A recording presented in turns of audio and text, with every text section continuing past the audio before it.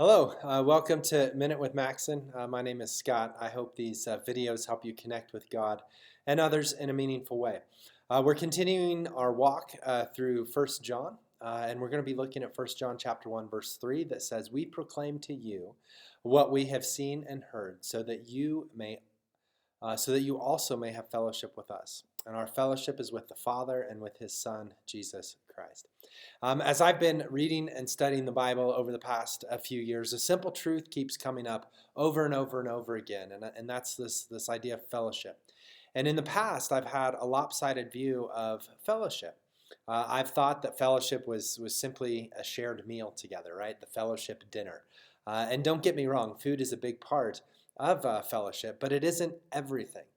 Fellowship, the word in the Bible, just simply means to have in common. But what does that mean, to have something in common? Because I have many things in common with other people, right? I love reading. I'm a huge Nebraska Cornhusker fan. I have a shared dislike for cats, although I'm finding there's fewer and fewer people that have that shared dislike. And of course, I'm part of God's family, the church. But is there more to having things in common than just that? And I think the answer is yes. You see, the original word for fellowship is koinonia, and it carries this idea of participation or common beliefs, values, goals, agenda, a common energy.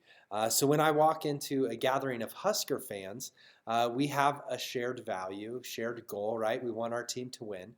And I often lament that I feel more like a family when watching sports with someone than when I gather with followers of Jesus.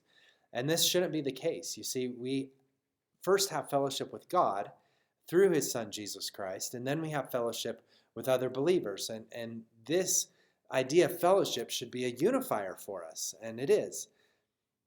But why doesn't it feel that way all the time? I think something's been lost. We don't know how to fellowship with other followers of Jesus anymore. We've forgotten what it means to follow Jesus in community. And I strongly believe that that's what God is calling the church to in 2024. We need to recapture what it means to live a communal life, both in how we share resources and how we share responsibility. This means that I need to trust God for my provision, but I also need to trust others. And that's a daunting task for affluent folks, for controlling folks, but I believe that it's worth it. And we must be able to proclaim Christ, as we saw in 1 John chapter 1, verse 1, and we also need to be able to proclaim community. So to proclaim it, it says we must see it and hear it, and we must live it. And that's our challenge, and that's going to be fun. Thanks for hanging around. If you wouldn't mind liking and subscribing to my YouTube channel. Otherwise, we'll see you for our next verse here shortly. Take care. God bless.